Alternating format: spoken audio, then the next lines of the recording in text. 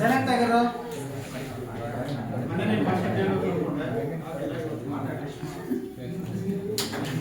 ಈ ವೇದಿಕೆ ಮೇಲೆ ಆಸೀನರಾಗಿರುವಂತ ಎಲ್ಲಾ ಗಣ್ಯ ವ್ಯಕ್ತಿಗಳಿಗೆ ನನ್ನ ಹೃದಯಪೂರ್ವಕ ಧನ್ಯವಾದಗಳು. ಅದೇ ರೀತಿ ಆಗಿರ್ಬೋದು, ನನ್ನ ಹೆಸರು ರೇಷ್ಮಾ. ನಾನು ಬಿಕಾಂ ಫೈನಲ್ ಇಯರ್ ಡಿಗ್ರಿ ಕೋಲಾರಲ್ಲಿ ಓದ್ತಾ ಇದ್ದೀನಿ. ಅದೇ ರೀತಿ ಆಗಿರ್ಬೋದು, ಈ ಫಂಕ್ಷನ್ ಅಲ್ಲಿ ಇಟ್ಕೊಂಡಿರುವಂತಹ ತ್ರಿಶೂಲ್ ಮತ್ತೆ ವಿಜಯ್ ಅವರಿಗೆ ಧನ್ಯವಾದಗಳು. ನಾನು ಬರೋದಿಲ್ಲ ಅಂತಾನೆ ಅನ್ಕೊಂಡಿದ್ದು, ಮತ್ತೆ ತ್ರಿಶೂಲ್ ಮತ್ತೆ ರಾಖಿ ಹೇಳಿದ್ದಕ್ಕೆ ಮತ್ತೆ ಇವಾಗ ಬೇಗ ಬಂದಿದ್ದಾಯ್ತು. ಅದೇ ರೀತಿ ಆಗಿರ್ಬೋದು, ಇಲ್ಲಿ ಎಲ್ಲರೂ ನೋಡ್ತಾ ಇರೋದ್ರಿಂದ ತುಂಬಾ ಖುಷಿ ಆಗುತ್ತೆ. ಸರ್ ಅವ್ರನ್ನ ಎಲ್ಲರೂ ನೋಡಿದ್ರೆ ತುಂಬಾ ಹ್ಯಾಪಿಯಾಗಿ ಫೀಲ್ ಆಗುತ್ತೆ. ಅದೇ ರೀತಿ ಆಗಿರ್ಬೋದು, ಇಲ್ಲಿ ನಾವು ಓದೋದಕ್ಕೆ ಎಲ್ಲ ಇಲ್ಲಿ ನಾನು ಸ್ಪೀಚ್ ಮಾಡ್ಬೇಕು ಅಂದ್ರೆ ಸಹ ಫಸ್ಟ್ ನಾನು BP ಮ್ಯಾಮ್ಗೆ ಧನ್ಯವಾದಗಳು ಹೇಳ್ತೀನಿ. ಯಾಕಂದ್ರೆ ನಂಗೆ ಅವಾಗ ಜಾಸ್ತಿ ಭಯ ಇತ್ತು ಸ್ಪೀಚ್ ಏನಾದ್ರು ಮಾಡುವಾಗ. ಹಂಗೆಲ್ಲ ಮ್ಯಾಮ್ ನೀನ್ ಮಾಡ್ತೀಯಾ ಏನು ಅಂತ ಹೇಳಿದ್ದಕ್ಕೆ ನಾನು ಆಗಿರ್ಬೋದು ಮ್ಯಾಮ್. ಮತ್ತೆ ಮೊನ್ನೆ ನಾನು ಫಂಕ್ಷನ್ ಬಂದಿದ್ದಾಗ ಯಾರೋ ಕಚ್ಚೋಟಗ್ನಿ ಅಂತ ಹೇಳ್ಬಿಟ್ಟು ಇದಕ್ಕೆ ಹೋಗಿದ್ರು ಕಲಬುರ್ಗಿಗೆ. ಅದ್ರಲ್ಲಿ ನಾನು ಮತ್ತೆ ಮಧು, ದರ್ಶನ್ ಮತ್ತೆ ನರೇಂದ್ರ ಅಂತ ಹೋಗಿದ್ವಿ. ಕೋಲಾರ ಡಿಸ್ಟಿಕ್ ಅಲ್ಲಿ ಬಂದ್ಬಿಟ್ಟು ನಾನು ಮತ್ತು ಮಧುಗೆ ಫಸ್ಟ್ ಪ್ಲೇಸ್ ಬಂದಿತ್ತು.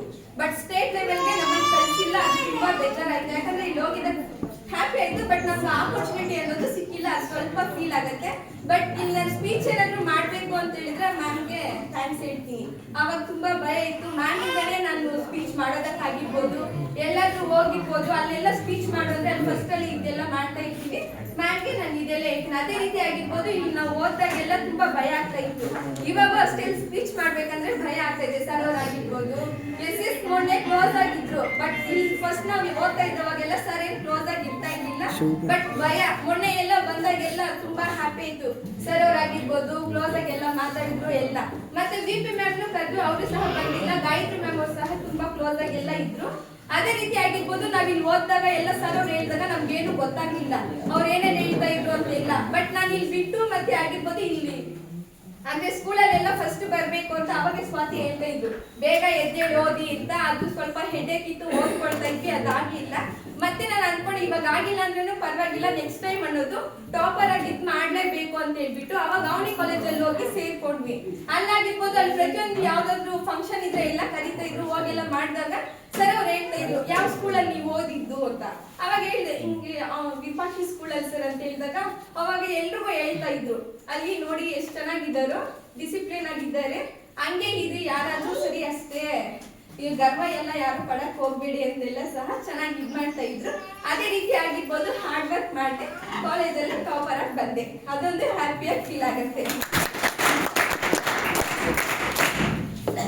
ಅದೇ ರೀತಿ ಆಗಿರ್ಬೋದು, ಕೋಲಾರಲ್ಲಿ ಹೋದಾಗೂ ಸಹ ಅಷ್ಟೇ, ಅಲ್ಲಿ ಸರ್ ಅವರೆಲ್ಲ ಕರೀತಾ ಇರ್ತಾರೆ. ಏನಕ್ಕಾದ್ರೂ ಕ್ವಿಜ್ ಆಗಿರ್ಬೋದು, ಸ್ಪೀಚ್ ಆಗಿರ್ಬೋದು, ಎಲ್ಲದೆಲ್ಲ ಹೋಗ್ತಾ ಇದ್ವಿ. ಅಲ್ಲಿ ಸಹ ಅಷ್ಟೇ, ಎಲ್ಲಿ ಓದ್ತಾ ಇದ್ದೀರಾ ಅಂತೆಲ್ಲ ಹೇಳಿದಾಗೆಲ್ಲ ಹಿಂಗೆಲ್ಲ ಹೇಳ್ತಾ ಇದ್ವಿ. ಮತ್ತೆ ಸರ್ ಅವ್ರ ಅಲ್ಲಿ ಕೂಡ ಆಗಿರ್ಬೋದು ಕೋಲಾರಲ್ಲೆಲ್ಲ ಈ ತರ ನೋಡಿ, ಈ ತರ ಎಲ್ಲ ಇದ್ರಿ, ಚೆನ್ನಾಗಿ ಓದ್ಕೊಳ್ಳಿ.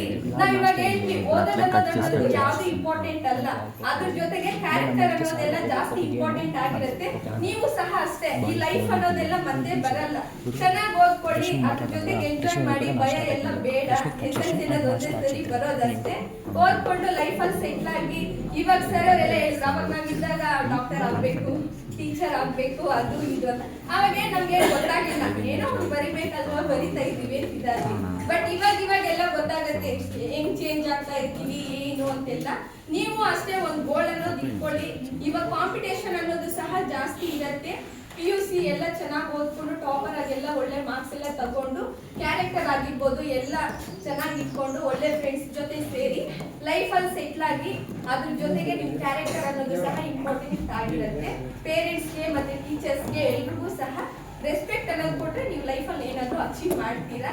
ಅದನ್ನ ನಿಜ ಅರ್ಥ ಮಾಡ್ಕೊಂಡಿದ್ರಿ. ಇವಾಗ ನಾವೆಲ್ಲರೂ ಅವನಿ ಕಾಲೇಜ್ಗೆಲ್ಲ ಹೋಗಿರ್ಬೋದು, ಅಲ್ಲಿ ಹೋದ್ರೆ ಎಲ್ಲ ನಿಜ ಫೀಲ್ ಆಗತ್ತೆ. ಅವ್ರು ಚೆನ್ನಾಗಿ ಮಾತಾಡ್ಸೋದಾಗಿರ್ಬೋದು ಸರ್ ಅವರು.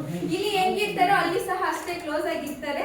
ಬಟ್ ಎಲ್ಲಾದ್ರೂ ಹೋಗಿ ಚೆನ್ನಾಗಿರಿ, ಚೆನ್ನಾಗಿ ಓದ್ಕೊಳ್ಳಿ, ಲೈಫಲ್ಲಿ ಒಳ್ಳೆ ಡಿಸಿಷನ್ಸ್ ಅಂತ ತಗೊಳ್ಳಿ.